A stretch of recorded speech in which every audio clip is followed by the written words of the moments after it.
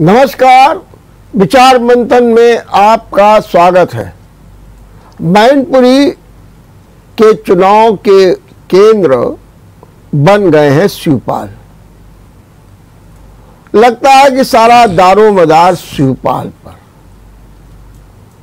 और ऐसी कुछ कल्पना की थी भारतीय जनता पार्टी ने अपनी रणनीति में, लेकिन उसमें जब सफलता नहीं मिली तो अब भारतीय जनता पार्टी भी अपने तरीके से शिवपाल पर हमलावर हो गई है। शिवपाल की सुरक्षा में कमी कर दी गई। अब तो पता ये भी चला है कि जो गोमती रिवर फ्रंट था उसकी जांच की अनुमति सीबीआई को दे दी गई, और जो उनका भी बंगला था एक भव्य, उसको भी हथियाने के लिए प्रक्रिया शुरू हो गई है। हालांकि हर चीज का जवाब भी आ गया है।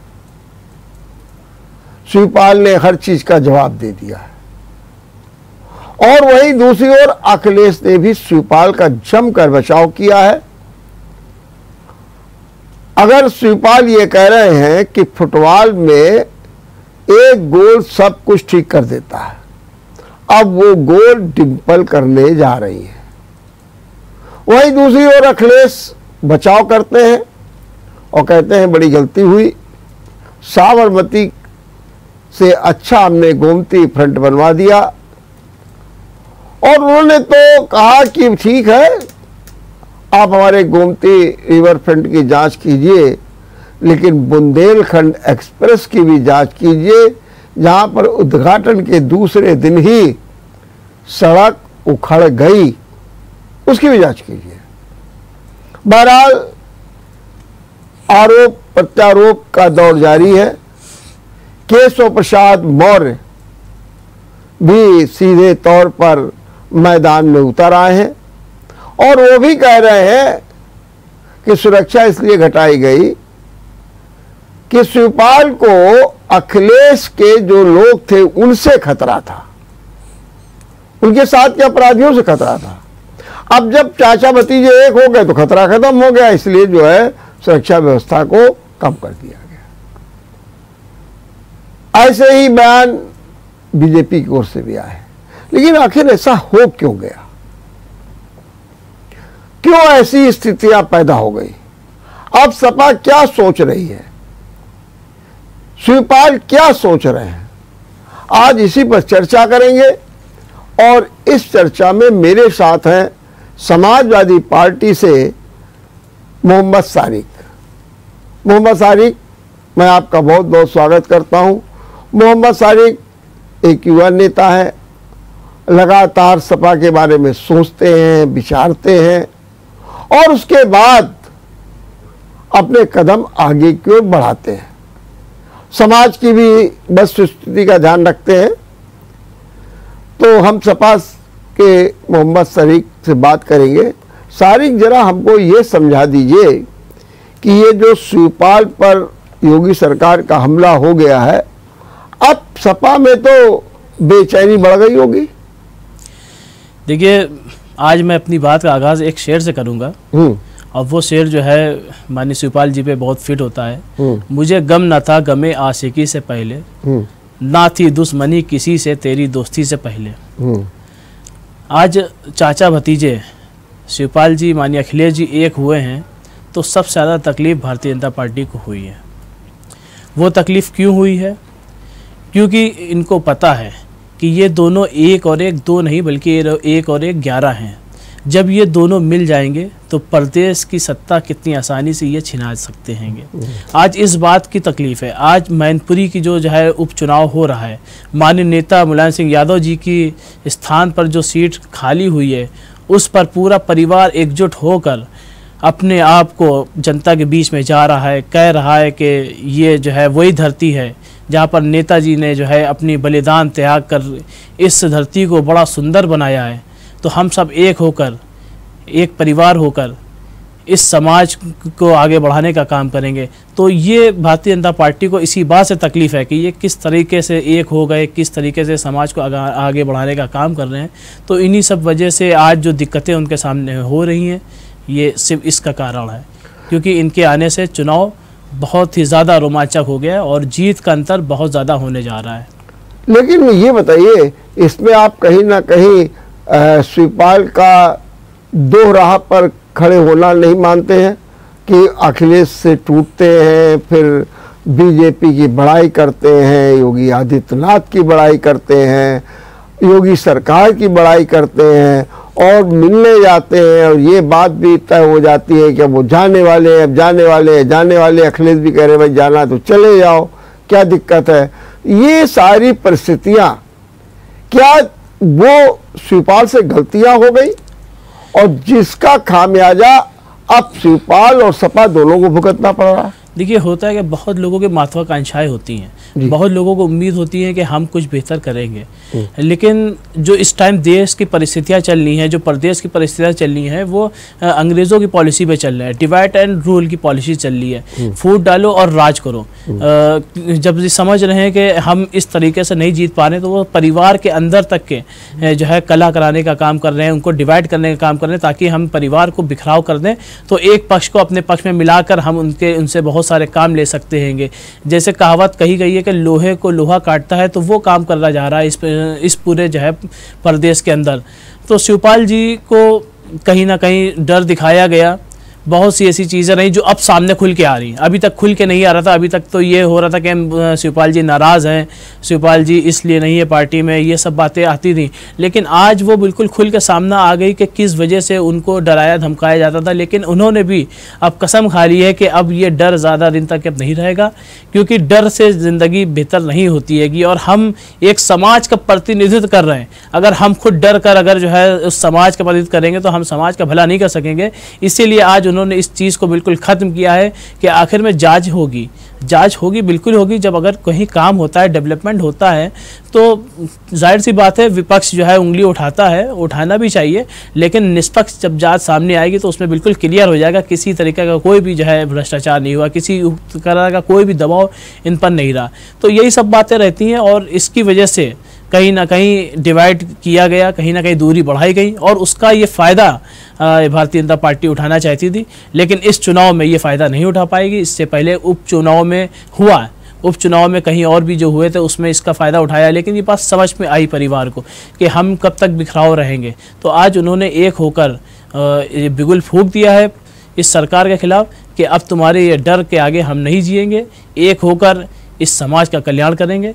इसीलिए आज वो एक हैं और सिर्फ इस वजह से आज उनको फिर से डराया जा रहा है, उनकी जो है सुरक्षा छीनी जा रही है, उनके ऊपर आरोप लगाए जा रहे हैं। तो ये सरकार करती रहती है, लेकिन जब जांच होगी सब निष्पक्ष क्लियर आ जाएगा। लेकिन आपने भी 2-3 बार ये बात कही कि उन्हें डराया जा रहा था, धमकाया जा रहा था, जिसके कारण ऐसी स्थितियां बनी। नहीं, ये बात अभी तक छुपी हुई थी। हाँ। लेकिन अब ये बात समझ में इसलिए आई हाँ। कि जैसे उनकी जो है सुरक्षा में कटौती की गई, तो इसमें डर और धमकाने की क्या बात नहीं। अब उसके अलावा उनके ऊपर जो है कहा गया कि जो है सीबीआई इसकी जांच करेगी। हाँ, ठीक। तो कहीं ना कहीं अब भी समझ में आया, अभी तक ये चीज नहीं समझ में आ रहा था, अभी तक ये चीज नहीं समझ में आ रहा था कि आखिर क्या ऐसी वजह है, परिवार में ऐसा क्या विवाद हो गया जिसकी वजह से ये एक नहीं हो पा रहे। लेकिन ये वजह अब हम लोग खुद एक आम कार्यकर्ता को भी समझ में आ गई कि शायद ये वजह रही थी जिसकी वजह से एक नहीं हो पा रहे थे। लेकिन अब ये डर बिल्कुल खत्म हो गया है। मतलब आपका कहना ये है कि बीजेपी पहले से ही शिवपाल को ये डरा धमका रही थी, ये ऐसा अब महसूस होने लगा, ऐसा दिखने लगा, अब सामने दिखने लगा। चलिए सामने दिखने लगा कि वो डरा धमका रही थी कि सीबीआई की जांच हो जाएगी, ये हो जाएगा, इसलिए शिवपाल ने उनसे अखिलेश से दूरियां बनाई। ठीक बात है। तो ये परिस्थितियां बन रही है, ये हम नहीं कह रहे, ये परिस्थितियां कह रही हैं। चलिए ये परिस्थितियां कह रही हैं, चलिए परिस्थितियां कह रहे हैं, क्योंकि तो अभी उपचुनाव चल रहा है और बीच में ही सुरक्षा को वापस लेने का क्या महत्व है। तो उन्होंने कह दिया केशव प्रसाद मौर्य ने कि उनको अपने अखिलेश के लोगों से डर था और उन्हीं से खतरा था, इसलिए हमने सुरक्षा दे दी। अब चूंकि दोनों एक हो गए इसलिए अब कोई जरूरत नहीं है। क्या चुनाव तक रुका नहीं जा सकता था? अगर ये बात आप कह रहे हैं तो चुनाव तक रुकना चाहिए, लेकिन ऐसा कुछ नहीं है। हाँ। कभी अपनों को कभी डर नहीं होता है। ये सिर्फ एक जो है प्रोपेगेंडा फैलाया जाता है समाज के बीच में, लेकिन अब बिल्कुल देश की पूरी जनता देख रही है, प्रदेश की पूरी जनता देख रही है कि आखिर क्या वजह थी। वो बिना कहे सामने आ गई है। बिना कहे जब सामने आ जाती है तो हर आदमी समझ जाता है कि क्या हो रहा था प्रदेश में। तो अब वो उनका जो है ये फार्मूला काम नहीं कर पाया, क्योंकि जिस हिसाब से सोच रहे थे कि हम ये जो है जो 35 सीट थी समाजवादी पार्टी की, समाजवादी पार्टी का ही वहाँ से हमेशा सांसद रहा, तो अब वो छीनना चाहते हैं। लेकिन सब पूरा परिवार एकजुट होकर डिम्पल यादव जी को चुनाव लड़ा रहे हैं। और वहाँ की आवाम भी कह रही है, वहाँ के बहुत से ऐसे कार्यकर्ता हैं जो भारतीय जनता पार्टी की रैलियों में जाते हैं और नारे समाजवादी पार्टी के। एक बात बताइए, आपकी परिस्थितियों से ही हम आकलन कर लें कि आपने कहा कि परिस्थितियां हैं, डराया धमकाया जा रहा था, सीबीआई जांच की है।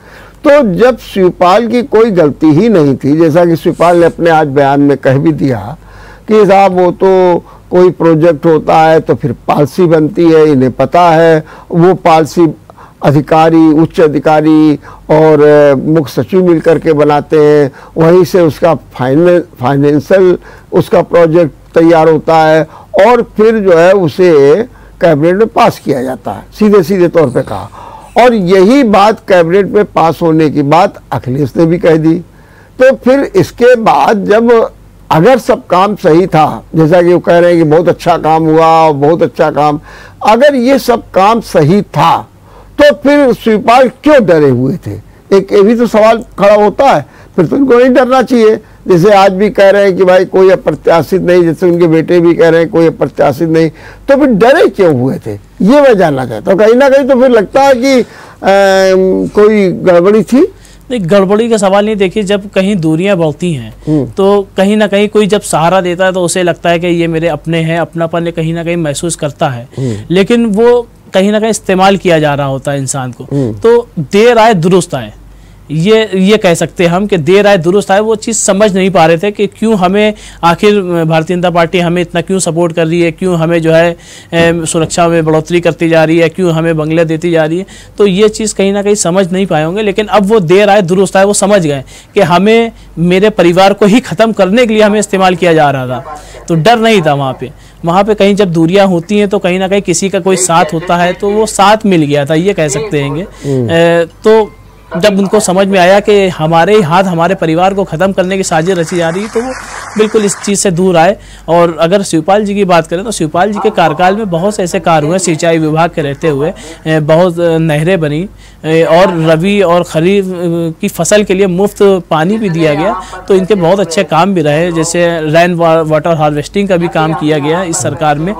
उसके बाद से अगर 2017 में जब समाजवादी पार्टी की सरकार गई, उसके बाद से हम ये जानना चाहते हैं या पूछना चाहते हैं, बताना भी चाहते हैं, तीनों बातें हैं कि कितनी नहरें बनी, कितने जो है किसानों को हेक्टेयर पानी दिया गया, कहाँ तक जो है सिंचाई विभाग का काम पहुंचा। कुछ ऐसा नहीं है। लेकिन ये सरकार में इसी मंत्री के रहते हुए काम किया गया। मोहम्मद सारिक, जिस तरीके से आप देख रहे थे कि जो है उनसे मुलाकात हो रही थी, बीजेपी के नेताओं से, मुख्यमंत्री से मुलाकात हो रही थी, बढ़िया बढ़िया बंगला दिया जा रहा था, जेट स्टडी की सुविधा दी जा रही थी, तो ये फिर किस बात का संकेत था? मैंने आपसे बताया ना, जब नाराजगी होती है तो कहीं ना कहीं कोई दोस्त भी बनता है। जब दो लोग परिवार के कहीं अलग होते हैं तो कहीं ना कहीं जो फ़ायदा उठाना चाहते हैं वो लोग आकर जुड़ते हैं और थोड़ा प्रेम दिखाकर, थोड़ा सहयोग करके, थोड़ा हमदर्दी दिखाकर उसे अपना बनाने की कोशिश करते हैं। लेकिन ये गलती का एहसास तब होता है जब उसको पूरी बात का अंदाज़ा होता है, जब खुलासा होता है कि नहीं, मेरे हाथों ही हमारा सब कुछ खत्म किया जा रहा है। ये तो बात मान गए आप कि शिवपाल से गलती हो गई। देखिए, गलती, वो बड़े जो है व्यक्तित्व के नेता हैं और गलती उसको नहीं कहेंगे। ठीक बात। कहीं ना कहीं ना इत्तेफाकिया का फायदा उठाएगी। इसी बीच हमारे साथ भारतीय जनता पार्टी के नेता विवेक जी जुड़ गए हैं। विवेक जी, आपका बहुत बहुत स्वागत है। विवेक जी, आप मेरी आवाज सुन रहे हैं? जी जी रमेश जी। जी विवेक जी, शिवपाल के ऊपर जिस तरीके से एक पर एक कार्रवाई सी हो गई है कि उनकी सुरक्षा घटा दी गई, अब उनकी सीबीआई जांच के लिए जो है हरी झंडी भी दे दी गई है, अब बंगला खाली कराने की बात हो रही है। विवेक जी, क्या भारतीय जनता पार्टी को मुलायम परिवार का एक होना या शिवपाल और अखिलेश का एक होना रास नहीं आया? क्या अच्छा नहीं लगा आपको? देखिए रमेश जी, एक होने से, अलग होने से भारतीय जनता पार्टी का क्या लेना लाता? करार चाचा भतीजे में थी, चाचा ने खुद सुरक्षा मांगी थी, चाचा ने खुद बंगला मांगा था, चाचा खुद भतीजे के खिलाफ बयान देते घूमते थे। इससे भारतीय जनता पार्टी का क्या लेना लाभ था? अभी जिस दिन डिम्पल यादव जी को प्रत्याशी घोषित किया गया उस दिन चाचा का बयान था कि अखिलेश यादव चाटकारों से गिरे हुए हैं। अब वो कब क्या बोलते हैं, सर इनकी दोस्ती हो जाती है, जो हो जाने, इसका भारतीय जनता पार्टी से क्या लेना लाभ था? नहीं, लेकिन कहा यह जा रहा है कि शिवपाल जिस तरीके से अखिलेश से नाराज चल रहे थे और उसी का फायदा भारतीय जनता पार्टी मैनपुरी के चुनाव में उठाना चाहती थी, लेकिन और वो रणनीति बन गई थी, इसीलिए रघुराज साक को कैंडिडेट बनाया गया। लेकिन वो लगता ये है कि उस जगह ये जो रणनीति थी बीजेपी की वो फेल हो गई, और जिस तरीके से खुल करके शिवपाल आए सामने तो उससे बीजेपी को लगा कि अरे ये क्या हो गया, और वो बीजेपी अब जो है शिवपाल पर ही हमलावर हो गई। लेकिन रमेश जी, कोई शिवपाल जी के ऊपर नई बातें नहीं है। रिवर फंड की जांच बहुत पहले से चल रही है और जांच जिस गति से चल रही है चली रही है। अब उसमें वो आज तो उनका नाम पड़ा नहीं है, ये कोई आज की विषय नहीं है। अब रही बात मैनपुरी चुनाव से इसको जोड़ के देखना, इससे पहले बहुत से चुनाव हो चुके हैं। विधानसभा का चुनाव हुआ, रामपुर का लोकसभा का उपचुनाव हुआ, आजमगढ़ का लोकसभा का उपचुनाव हुआ, तो तमाम चुनाव हुए हैं इस दौरान। मैनपुरी चुनाव में ऐसा कुछ विषय थे जिसमें शिवपाल जी के ऊपर कोई ऐसी कार्रवाई की नौबत आए।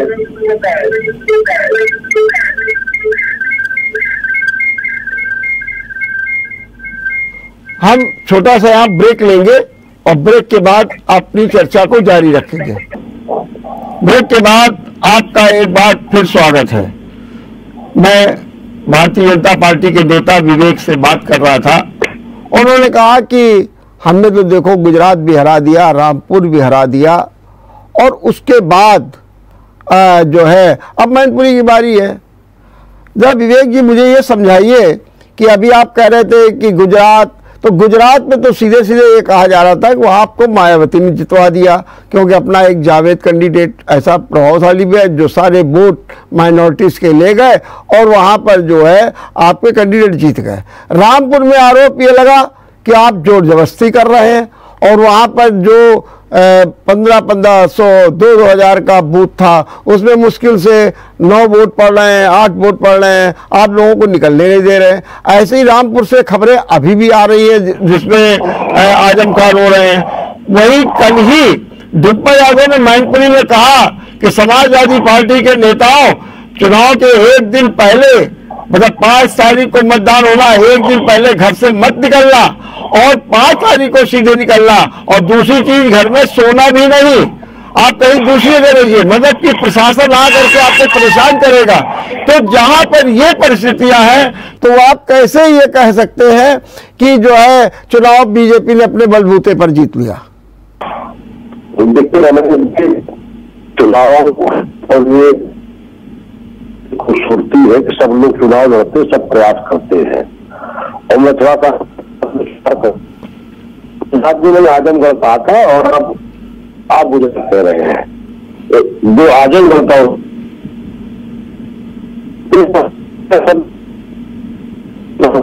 पार्टी की जनता का आशीर्वाद प्राप्त हुआ। भारतीय दोनों जगह चुनाव समाजवादी पार्टी में थोपे थे, इसको नकारात्मक रूप से लिया। भारतीय जनता पार्टी की डबल इंजन सरकार है। हमारा कार्यकर्ता 300 जनता कानून व्यवस्था के मुद्दे में भारतीय जनता पार्टी को जनता का आशीर्वाद पहले से प्राप्त हो रहा है। ऐसे में जनता ने हमें चुनाव में अपना आशीर्वाद दिया, और जो आज लोग आज रहे हैं, मैं पूरी जो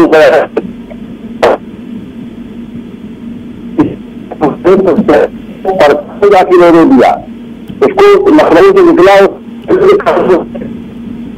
पर्चा दाखिल कर पाया कन्नौज में। अब सत्ताओं को शेयर कर रहे हैं, हमें इससे कोई लेना लादना नहीं। भारतीय जनता पार्टी के कार्यकर्ता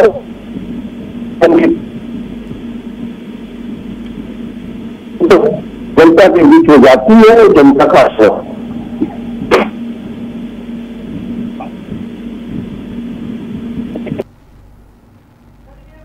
हाँ, मोहम्मद सारिक, आपने सुना कि विवेक जी कह रहे हैं कि सीधे भारतीय जनता पार्टी अपने बलबूते चुनाव लड़ती है।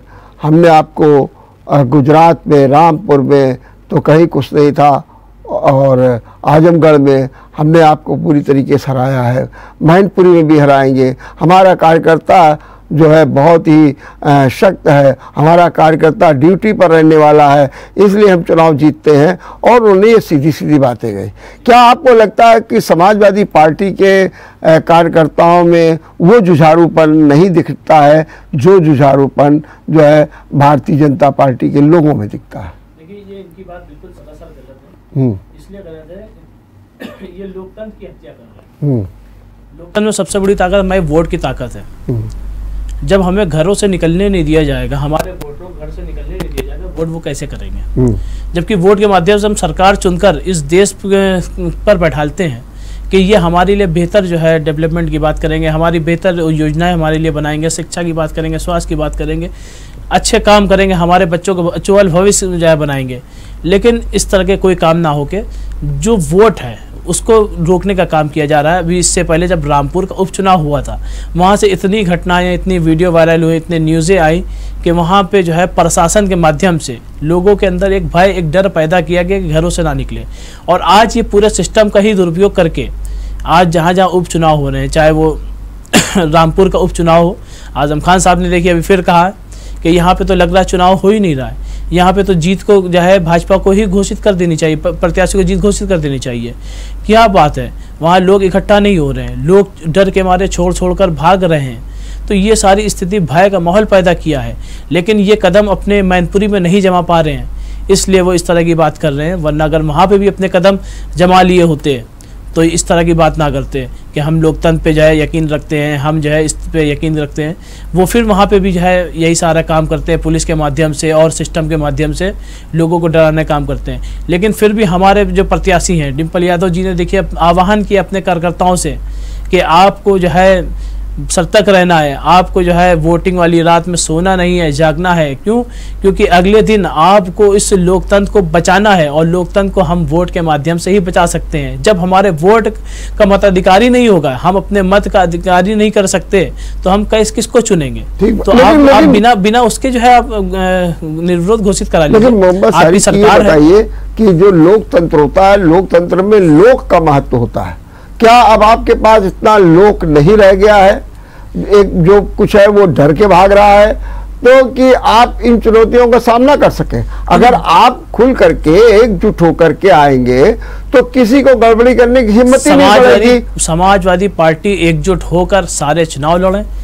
कहीं ना कहीं हार अगर मिली है तो उसके पीछे ये सारे जो सिस्टम, ये सारी जो है एजेंसियों का जो उपयोग करके इस्तेमाल किया गया वोटरों को रोकने के लिए, तो इस वजह से हम चुनाव हारे। वरना हम चुनाव तो जो है रामपुर भी जीत रहे थे, हम चुनाव तो आजमगढ़ भी जीत रहे थे, हम चुनाव तो जीत ही रहे थे। लेकिन कहीं ना कहीं ये सब इस्तेमाल करके जो है हमें रोका जाता है। हमारे साथ भीड़ भी है, हमारे साथ जनता भी है। जनता जो है मैनपुरी की तो कह रही है कि नेताजी की सीट को हम बहुत ज़्यादा मतों से जिता के भेजेंगे।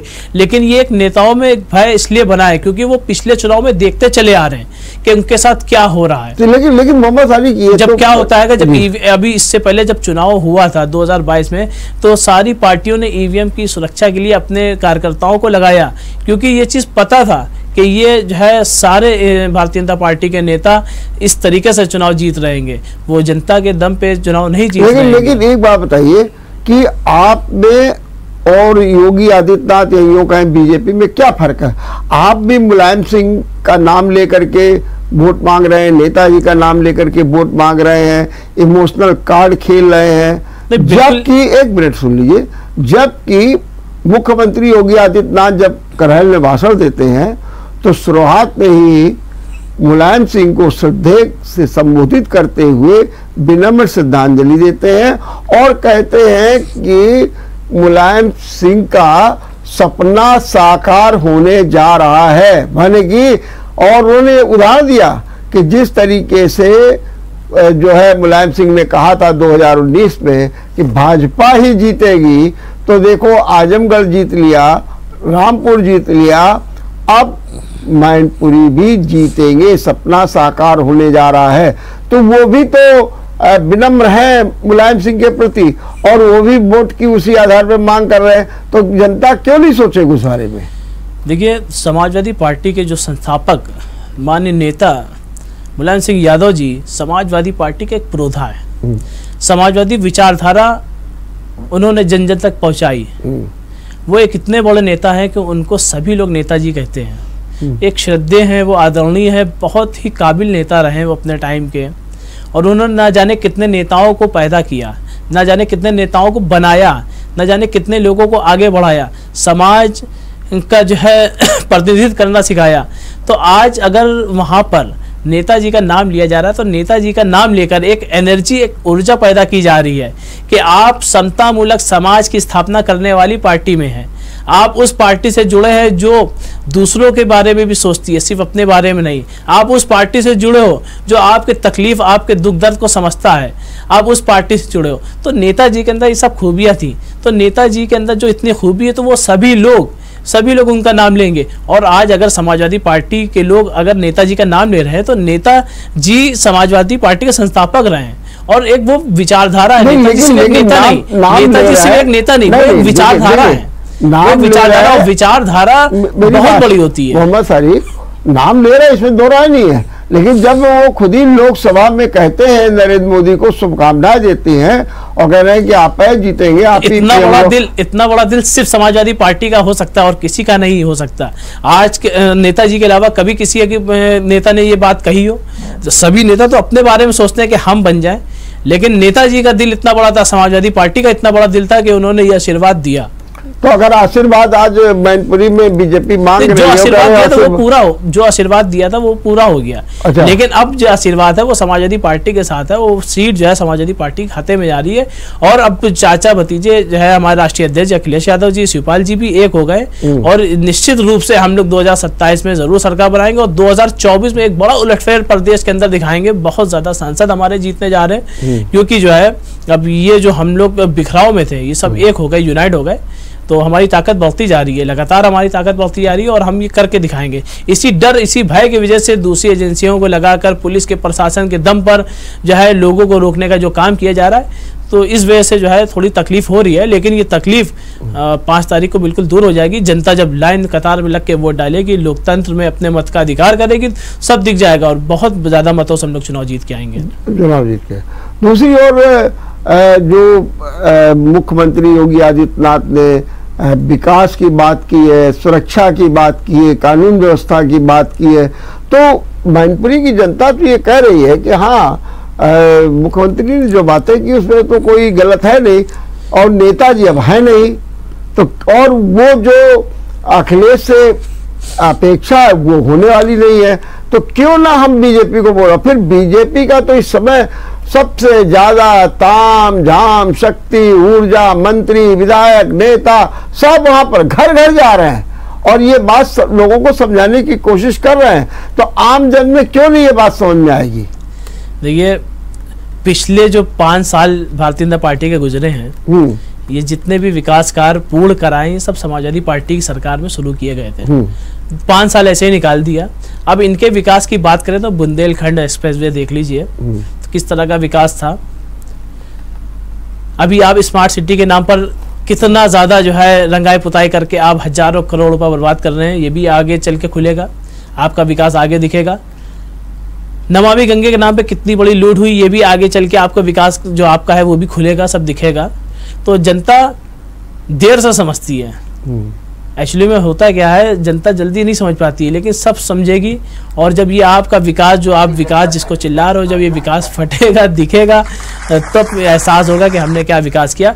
आपने तो पिछली जितनी भी समाजवादी पार्टी की योजनाएं थी उन सबों को पूरा आगे बढ़ा के, मतलब उन कार्यों को पूरा किया, ये सारी समाजवादी पार्टी की योजनाओं को पूरा किया। आपका विकास देखने को बिल्कुल मिला। एक्सप्रेस वे कई दिन चलता है, जनता तो ये पूछ ही रही है, आप जनता को जवाब ही नहीं दे रहे हो कि आपका एक्सप्रेस वे कितने दिन चला। और हमारा express way, Agra express way अभी तक चल रहा है और वो चलेगा। क्यों? क्योंकि काम जो डेवलपमेंट होता है, जो नींव होती है, वो उसमें भी एक सोच होती है कि हम इस नींव को डालने जा रहे हैं तो हम अपने देश को कितना मजबूत करने जा रहे हैं। उसमें जज्बात भी होते हैं, उसमें विचारधारा भी होती है। लेकिन ये जो इनका विकास है, जो बुंदेलखंड एक्सप्रेस वे, इसमें सिर्फ भ्रष्टाचार है, इसमें सिर्फ भ्रष्टाचार जो है किया गया है, इसमें कोई एहसास नहीं है। इसमें एक बात और बताइए मोहम्मद शरीक, लोग ये भी कह रहे हैं कि चाचा भतीजे अब कितने दिन एक साथ रहेंगे, क्योंकि पिछले जो अनुभव है कि आए, फिर ये हुआ, सुलह हुई, फिर एक साथ हुए, फिर बोले मेरी बड़ी बेइज्जती हो गई। और मुख्यमंत्री योगी आदित्यनाथ ने तो ये तक कह दिया कि उनको इतना न स्वाभिमान उनका रखा गया, न उनका सम्मान रखा गया, बल्कि उन्हें एक कुर्सी के हत्थे पर बैठना पड़ा, ये तक कह दिया स्वीकार के लिए उन्होंने। सीधे तौर पर मैं आपसे ये जानना चाहता हूँ कि ये कैसे आम जन ये विश्वास रखेगा कि ये एक बने रहेंगे, क्योंकि सीधी सी बात ये है कि अभी भी लोगों में ये संशय बना हुआ है कि अखिलेश और शिवपाल की पटेगी नहीं। इसके बारे में आपका क्या कहना? नहीं, ऐसा बिल्कुल नहीं है, क्योंकि जो भी गलतफहमियां थी वो सब दूर हो गई हैं जी। अब अभी तक शिवपाल जी जो है खुलकर बिल्कुल मंच पे नहीं आ रहे, लेकिन इस चुनाव में बिल्कुल खुल के मंच पे आ रहे हैं। और माननीय राष्ट्रीय अध्यक्ष अखिलेश यादव जी भी जो है अपने शिवपाल जी के बारे में भी बात कर रहे हैं। तो पूरा परिवार एक होकर एक दूसरे को एक करके जो है जनता के बीच में जा रहे हैं। तो जो ना इत्तेफाकियाँ थी वो सब दूर हो गई हैं। अब ऐसा नहीं लगता है कि अब कोई इनको बहका सकता है या बरगला सकता है या लालच दे सकता है, ऐसा कुछ नहीं है। अब बिल्कुल ये एकजुट होकर आगे की तैयारी करी जाएगी। अभी उपचुनाव है, उपचुनाव के बाद अभी नगर निकाय चुनाव जो है साथ में मिलकर लड़ेंगे। उसके बाद जो है तैयारी लोकसभा की शुरू हो जाएगी। उसके बाद हम लोग 27 की तैयारी करेंगे। तो हम लोग सब एकजुट होकर बिल्कुल है, और कार्यकर्ता भी हमारा सब एक है। जो शिवपाल जी के साथ था वो भी आज समाजवादी पार्टी के साथ जुड़ा हुआ है, जो समाजवादी का था वो भी शिवपाल जी के कार्यकर्ताओं के साथ जुड़ा हुआ है। तो ये सब मिलकर समाजवादी जो पहले पार्टी थी वो फिर से एक हो गई है। तो नेताजी इसलिए एक हो गई कि एक बात थी, शिवपाल का एक बयान आया था, वो बड़ा मायने रखता है। उन्होंने कहा कि मैं कोई कलंक नहीं अपने शरीर पर लगाना चाहता हूं, कि मान लो मैं इस चुनाव में भाग न लूं और संयोग से डिम्पल जी हार जाए, तो लोग कहेंगे अरे भाई शिवपाल ने सब हरवा दिया, शिवपाल कहीं कलंक, और वो भी नेताजी के बाद। तो इस कलंक से बचने के लिए शिवपाल जो है मैदान में उतर आए, और उन्होंने जाकर के डिम्पल के लिए मंचों पर प्रशंसा भी की और ये भी कहा हमको बुला लिया है। तो लोगों को कहना ये है कि एक परिवार की बात है, नेताजी के बाद का इलेक्शन हो रहा है, कोई नहीं चाहता है कि हमारे ऊपर ठीकरा फोड़ा जाए, इसलिए सब लोग एक साथ नजर आ रहे हैं। देखिए, नेता शिवपाल जी हैं, लेकिन नेता होने के साथ साथ वो एक परिवार का हिस्सा भी है। वो डिम्पल जी के ससुर भी हैं। यही तो हम भी कह रहे हैं, वो डिम्पल जी के ससुर भी हैं। तो नेता से अगर हटाकर परिवार के ऊपर भी आएंगे तो ये उनकी एक जिम्मेदारी भी है कि उनकी बहू चुनाव मैदान में, तो वो उनकी मेहनत करें, और वही लगातार करते चले आ रहे हैं। ये तो इल्जाम लगाने वाले इल्जाम लगाते हैं, कहीं ना कहीं एक दिल में कसक रहती है कि ऐसा ना हो कि इस वजह से कहीं कोई दिक्कत परेशानी हो तो आदमी इल्जाम लगाए। इल्जाम तो जमाना लगाता ही रहता है, तो ये कोई बहुत बड़ी बात नहीं है। लेकिन परिवार भी हमारा अपना है। नेतागिरी तो मान लीजिए पूरे प्रदेश भर में, देश भर में हो रही है, लेकिन इस चीज को कैसे आदमी भुला सकता है? क्योंकि विरासतन अगर समाजवादी पार्टी को जो स्टैंड किया है तो वो नेता माननीय मुलायम सिंह यादव जी ने जो है किया है, उसका साथ शिवपाल यादव जी ने भी दिया है। बहुत योगदान रहा है समाजवादी पार्टी को खड़ा करने में। तो वो समझते हैं इस दर को, इतने दिन दूरी रहकर इतने दिन दूर रहकर उनको एहसास हो गया हैगा कि हमारी दूरियों का ये सब फायदा उठाकर हमें ही कमजोर किया जा रहा है। तो अब ऐसा कुछ बात आगे नहीं आएगी, सब एकजुट होकर इस बार चुनाव लड़ रहे हैं और आगे भी चुनाव लड़ते रहेंगे, ऐसी हम लोग को पूरी उम्मीद है। प्रदेश की पूरी जनता को, पूरे कार्यकर्ताओं को ऐसी उम्मीद है कि अब इस तरह के कोई भी जो है विवाद ये कराना चाहे भारतीय जनता पार्टी तो नहीं करा सकते, क्योंकि अब सब एक होकर, एकजुट होकर एक साथ चुनाव लड़ने। लेकिन अगर ये देखा जाए तो सुपाल के लिए सब घाटे घाटे का सौदा है। अगर वो सपा में थे तो उनका प्रदेश अध्यक्षी चली गई, उनको हटा भी दिया गया, फिर एक बार समझौता विचारों ने किया तो उन्हें एक सीट मात्र दे दी गई, उनके बेटे तक को एडजस्ट नहीं किया गया। अब जब वो डिम्पल के साथ आ गए हैं तो फिर अब उनके ऊपर सीबीआई की जांच शुरू हो गई है और उनकी सुरक्षा भी हटा दी गई है, बंगला भी हो सकता है छीन लिया जाए। तो शिवपाल के साथ तो सब घाटा ही घाटा रहा, तो शिवपाल नहीं सोची क्या? नहीं, ऐसा कुछ नहीं। देखिए शिवपाल जी ने अपनी एक पार्टी बनाई थी, प्रसपा जो पार्टी। हाँ, वही तो मैं कह रहा। लेकिन जो सीट जो आपने अभी कहा कि एक सीट उनको दी, तो ये नहीं कहेंगे। उन्होंने समाजवादी पार्टी के सिंबल पे चुनाव लड़ा, क्योंकि वो समाजवादी पार्टी के कार्यकर्ता भी हैं, सदस्य भी हैं। तो ये सीट उनको नहीं दी गई, वो बल्कि समाजवादी पार्टी में ही है। और बहुत से उनके कहने पर लोगों को भी टिकट दिए गए, ऐसा नहीं कि उनके टिकट दिए गए। शिवपाल तो अभी भी कहते हैं, कल भी उनका एक बयान आ गया, उन्होंने सीधे तौर पे यही कहा कि अगर अखिलेश ने मेरी बात मान ली होती तो उत्तर प्रदेश में सपा की सरकार होती, लेकिन मेरी बात नहीं मानी। ये तो कल भी उन्होंने एक बयान दे दिया है, ऐसा थोड़ी है। कहीं ना कहीं कोई ना कोई बातें रह जाती हैं। अगर सरकार बन जाती तो कुछ और बात हो रही होती। सरकार कहीं ना कहीं किन्हीं कमियों की वजह से नहीं बनी, तो वो कमियों को दूर किया जा रहा है। आज अगर वो कमियों को हम दूर करेंगे, दुरुस्त करेंगे, तो हम आने वाले टाइम में फिर से सरकार बनाएंगे। लेकिन तो वो कमियां थी, वो कमियां बताई जा रही हैं, तो वो कमियों को सुना जा रहा है। ऐसा नहीं है कि नहीं सुना जा रहा है, उनकी बात को बिल्कुल नहीं नकारा जाएगा, उस चीज़ को बिल्कुल समझा जा रहा है, बिल्कुल उस पर अमल किया जा रहा है, और वो कमियां बिल्कुल खामियां दूर होंगी। तो छोटी छोटी कमियों की वजह से तो आप मानते हैं कि शिवपाल को घाटा ही घाटा हुआ। देखिए, राजनीति में घाटा और फायदा नहीं देखा जाता है। वक्त है, आज वक्त किसी और का है, फिर वक्त आएगा जब समाजवादी पार्टी की सरकार आएगी, फिर शिवपाल जी जो है प्रदेश का नेतृत्व कर रहे होंगे एक बड़े नेता के रूप में। दयालु किस्म के नेता हैं, बहुत से नेताओं को इन्होंने आगे बढ़ाया, बहुत लोगों के लिए किया, हत्ता अपनी पार्टी के अलावा भी दूसरे नेताओं की मदद करी। ये इसके लिए तो पहचाने जाते हैं। और आज अगर समाजवादी पार्टी की सरकार प्रदेश में नहीं है तो ये बातें आम हो रही हैं, लेकिन जैसे ही समाजवादी पार्टी की सरकार प्रदेश में आएगी, ये सब बातें खत्म हो जाएंगी। कुछ ऐसा नहीं होगा, फिर से जय शिवपाल जी अपनी जिम्मेदारियों को बाखूबी अंजाम देंगे, जिस तरह वो देते चले आ रहे हैं। मार्गदर्शन देने आए, हम लोगों को मार्गदर्शन दे रहे हैं, और सभी लोग उनके मार्गदर्शन पे चल रहे हैं। उनके मार्गदर्शन में ये चुनाव हो रहा है, और इस चुनाव में हम लोग बहुत बड़ी अपार सफलता हासिल करने जा रहे हैं। ठीक बात, ये बात तो मोहम्मद सारिक, जरा मैं आपसे बहुत ही गंभीरता सवाल पूछ रहा हूँ। जब ये शिवपाल का और अखिलेश का विवाद हुआ आपस में, तो आप जैसे जो युवा थे, जो पार्टी के लिए काफी करने के लिए, कर गुजरने के लिए तैयार रहते थे, तो आप लोगों को कैसा लगा? और फिर जो चुनाव परिणाम आए, उपचुनाव आजमगढ़ और रामपुर तक, तो आप लोगों ने क्या ये नहीं महसूस किया कि भैया ये देखो सपा की जो लड़ाई थी, चाचा भतीजे की लड़ाई, वो सब ले डूब रही है सपा को? देखिए, अगर जिस्म की ये हाथ की 5 उंगली हैं, अगर इनमें से एक उंगली कट जाए तो तकलीफ जाहिर सी बात होगी। तो हम लोग को तकलीफ बहुत हुई थी कि किस वजह से ऐसा हुआ, बहुत तकलीफ हुई, और उसका खामियाजा भी कहीं ना कहीं देखने को मिला कि किसकी वजह से हमें थोड़ा सा कहीं तकलीफ हुई, हमारे वोट परसेंटेज में थोड़ा सा जो है कम घटोती हुई। लेकिन जो है जब एक ये लोग हो गए हैं तो हम लोग को बड़ा अच्छा लग रहा है, और बहुत अच्छे मार्जिन से हम लोग जीतेंगे। और समाजवादी पार्टी, हम लोग नौजवान जब ये हुआ ऐसा, जब दूरियां बढ़ी तो हम लोग को तकलीफ रही, लेकिन हम लोगों ने समाजवादी पार्टी के साथ ही खड़े रहे, क्योंकि समाजवादी जो विचारधारा है वो नेताजी से ही निकली हुई है, नेताजी से ही फैली हुई थी। तो जितने भी जो पक्के समाजवादी पार्टी के लोग थे, जो समाजवादी विचारधारा को लेकर चलते हैं, देखिए राजनीति विचारधारा की होती है। अगर आप विचारधारा से जुड़े हैं तो आप किसी का गलत नहीं कर सकते। आपको जो विचारधारा आपकी कह रही है, आप उस पर अमल करेंगे, उस पर काम करेंगे। हमारी समाजवादी विचारधारा कहती है कि समतामूलक समाज की स्थापना करिए। समाजवाद ये कहता है कि अगर आपके पास कोई चीज ज्यादा आवश्यकता से ज्यादा है तो आप अपने बगल वाले को दे दीजिए। तो हम लोग उस पर काम करते हैं।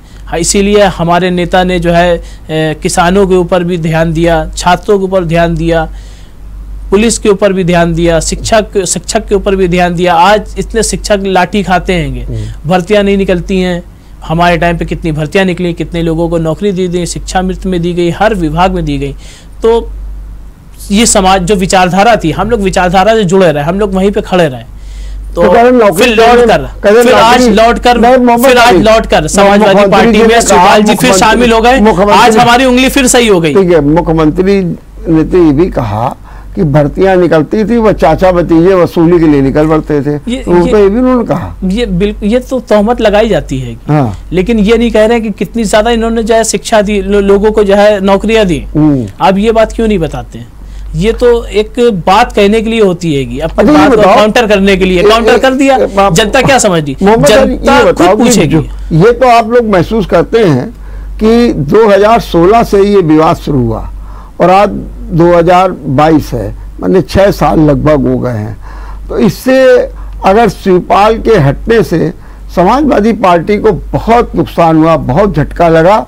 और अगर दोनों लोग सामंजस्य बना लेते या कई धैर्य और बर्दाश्त करने की और नज़रअंदाज करने की जो सद्गुण हैं उनको अपना लेते अखिलेश जी, तो शायद ये जो सपा पीछे की ओर चली गई है जो वो होता। नहीं, ऐसा कुछ नहीं रहा। समाजवादी पार्टी का वोट ऑफ परसेंटेज बिल्कुल ठीक रहा, कम नहीं रहा। हमारे बहुत से प्रत्याशी कम मार्जिन से हारे, क्या हराए गए ये कहेंगे, वरना हम लोग सरकार बना रहे थे। और ऐसा कुछ नहीं है, बहुत हमारा वोट ऑफ परसेंटेज अच्छा रहा। हाँ, ये जरूर कहेंगे कि दूसरी पार्टी ना विधानसभा में कांग्रेस पार्टी लड़ पाई, बहुजन समाज पार्टी कहीं नहीं लड़ पाई, तो जिसका फायदा जो है भारतीय जनता पार्टी को मिला। लेकिन ये कहना बिल्कुल गलत है कि शिवपाल जी के अलग होने से समाजवादी पार्टी को नुकसान हुआ, ऐसा कुछ नहीं हुआ। नुकसान नहीं हुआ, कोई हमें नुकसान हुआ। हमारा परसेंटेज, वोट ऑफ परसेंटेज अगर आप देखेंगे तो हमारा वोट ऑफ परसेंटेज बिल्कुल वही रहा, सेम रहा है, कोई ज्यादा फर्क नहीं रहा। लेकिन बहुजन समाज पार्टी नहीं लड़ पाई,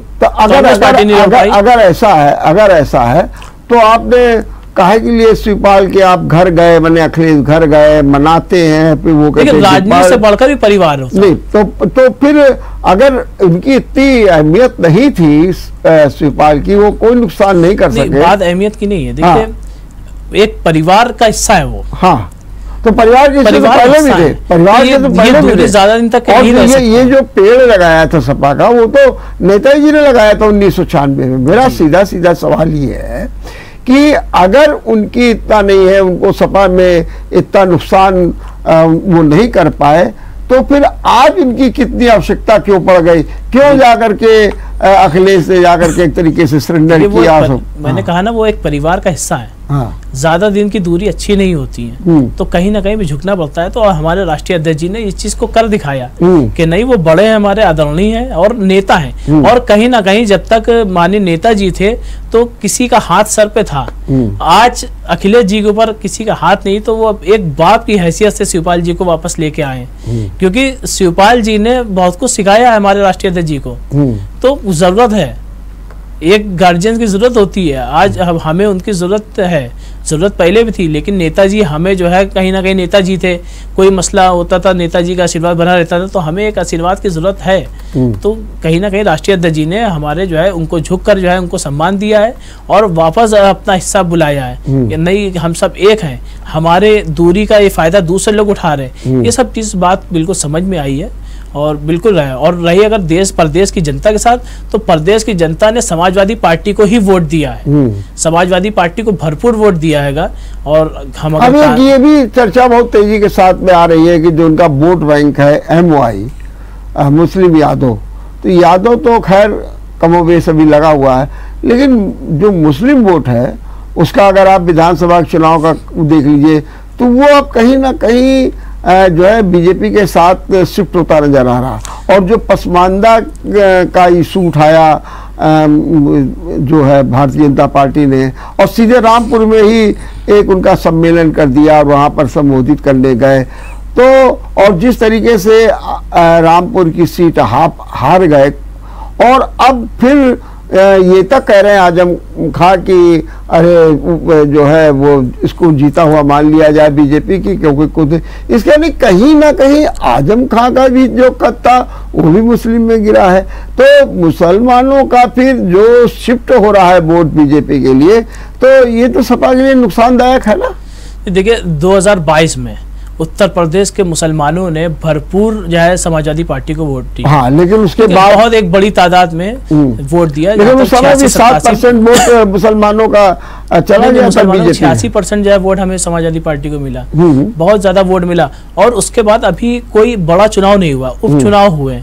तो उपचुनाव में जो है जैसे रामपुर की अगर बात करी जाए तो वहाँ पे प्रशासन ने वोट को निकलने ही नहीं दिया। जो मुस्लिम बहुल क्षेत्र है वहां पे इतनी ज्यादा सख्ती करी कि लोग डर के मारे नहीं निकले। तो इस वजह से वो सीट हम लोग हारे। ऐसा कुछ नहीं है, मुसलमान समाजवादी पार्टी के साथ रहा। और जिस तरह परिवार के अंदर दो फाड़ कराए थे भारतीय जनता पार्टी ने, उसी तरह वो मुस्लिम समाज में भी दो फाड़ करना चाहते हैं। क्यों? क्योंकि ये एक जो बड़ा वोट बैंक है जो समाजवादी पार्टी के पक्ष में है, थोड़ा सा वोट अगर हमें और मिलेगा तो हम बहुत ज्यादा बहुमत से सरकार बनाएंगे। तो इसलिए पसमंदा का राग अलापा, जबकि पसमंदा का ऐसा कोई महत्व नहीं है मुस्लिम में, इस्लाम में कोई ऐसा कुछ नहीं है। यहाँ पर कोई ऊंच नीच नहीं है। आप क्या गरीबों को कोई ऊंच नीच नहीं है। देखिए कोई महत्व नहीं है। नहीं हाँ। ये ऊंच नीच का कोई महत्व नहीं है। सब इंसान बराबर हैं, कोई पसमंदा नहीं है, सब बराबर हैं।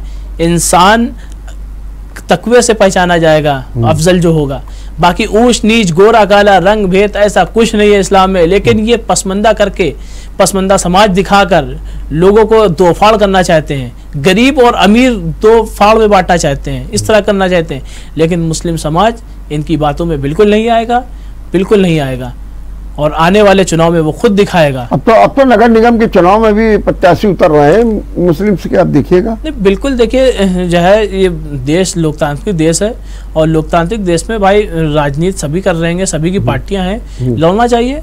अब कुछ लोग अगर उनकी विचारधारा से प्रभावित होकर जुड़े हैं, पता नहीं विचारधारा प्रभावित हुए हैं या डर के मारे प्रभावित हुए हैं, वो एक अलग बात है। वो तो चुनाव में खुद दिख जाएगा। अगर विचारधारा से प्रभावित होकर जनता के बीच में होंगे तो उनको वोट अच्छा मिलेगा, और अगर डर से वो होंगे तो उनको खुद जनता कितना वोट देगी देखने को मिल जाएगा। चुनाव लड़ना कोई गलत नहीं। चुनाव लड़ने के लिए तो बहुत सी पार्टियां हैं। दो सवाल का जवाब हमको दीजिए। एक तो पहला सवाल का जवाब ये दीजिए कि जो सपा के सामने इस समय चुनौतियां हैं, योगी सरकार ने जिस तरीके से घेराबंदी कर ली है, ऐसे में सपा को क्या करना चाहिए?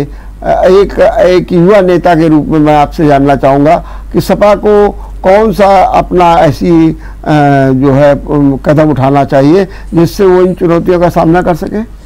देखिए समाजवादी पार्टी लगातार जो है सभी मुद्दों पे आवाज उठाती आ रही है और उठा भी रही है।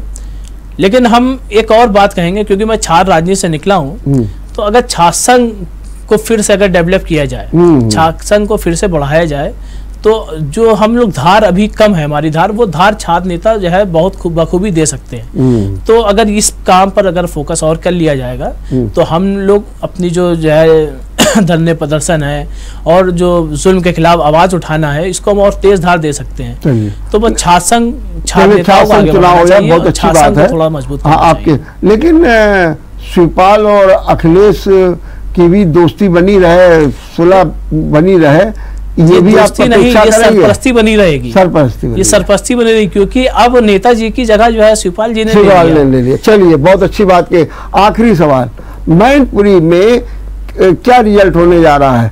कांटे की लड़ाई होगी, सीधी लड़ाई होगी, या फिर जीत हार का? बिल्कुल देखिए सीधी लड़ाई है। समाजवादी पार्टी जो है जीत रही है, सीट बहुत ज्यादा अंतर से जीत रही है और वहाँ के लोग जो है बहुत खुश हैं। एक लाइन में, जैसे पिछला चुनाव हुआ था तो उसमें मात्र 94,000 वोट से जीते थे मुलायम सिंह। उसमें बसपा का वोट था कि वो दोनों ने अपना समझौता कर रखा था। तो अगर बसपा का हटा दे तो बड़ी मुश्किलें आ जाती हैं। इस बार बसपा का वहाँ कोई कैंडिडेट नहीं लड़ रहा है। ठीक। और नेताजी का उस वक्त स्वास्थ्य थोड़ा गड़बड़ था जी, तो कहीं ना कहीं स्वास्थ्य के चलते जितना ज्यादा वो पहले नेताजी जो है जनसंपर्क करते थे, लोगों के बीच में आते थे, तो कहीं ना कहीं थोड़ा कमी रही। अच्छा। तो लोगों से थोड़ा जुड़ाव कम रहा, जिसका हमारा जो है जीत के अंदर 96,000 पहुंच गया था। लेकिन अब एक युवा कैंडिडेट है और युवा के साथ एक महिला कैंडिडेट है। सदन के अंदर महिला प्रतिनिधि बहुत कम है हमारा। तो आज ये एक मजबूत महिला है जो डायरेक्ट संवाद कर रही है, जनता के बीच में जा रही है, छात्रों के बीच में जा रही है, महिलाओं के बीच में जा रही है, सभी के बीच में जा रही है। तो ये जीत का अंतर बढ़ाएगा, क्योंकि जनता चाहती है कि हमसे डायरेक्ट जुड़ाव रखे ना बहुत बहुत धन्यवाद, हमारा बहुत बहुत धन्यवाद मोहम्मद सारिक, आपने बहुत अच्छे ढंग से बातचीत की, अपनी समाजवादी पार्टी की विचारधारा रखी। लेकिन जरूरत इसी बात की है कि अब जो ये एका है चाचा भतीजे का, उसकी हर कार्यकर्ता नेता अपेक्षा करता है कि बनी रहे। अब इसमें कहीं न कहीं किंचित मात्र भी दूरी नहीं आनी चाहिए, और तभी सपा जो है आगे बढ़ेगी, अपना भविष्य तय करेगी, उसका भविष्य अच्छा होगा और 2024 के चुनाव में भी मजबूती के साथ सामने आएगी। लेकिन अगर कहीं स्थिति बिगड़ गई तो निश्चित रूप से ये सपा के लिए बहुत ही घातक होगा। और दूसरी बात ये है कि मैनपुरी के चुनाव का रिजल्ट भी बहुत मायने रखेगा। देखते रहिए विचार मंथन। नमस्कार। अगर आपको हमारा वीडियो पसंद आया हो तो हमें लाइक करें, सब्सक्राइब करें और ज्यादा से ज्यादा शेयर करें। और हाँ, बेल आइकॉन दबाना ना भूलें ताकि हर खबर का अपडेट आप तक पहुंचे तुरंत। आप हमें इंस्टा, ट्विटर और फेसबुक पर भी फॉलो कर सकते हैं। हमारी आईडी है @JMT News Flash।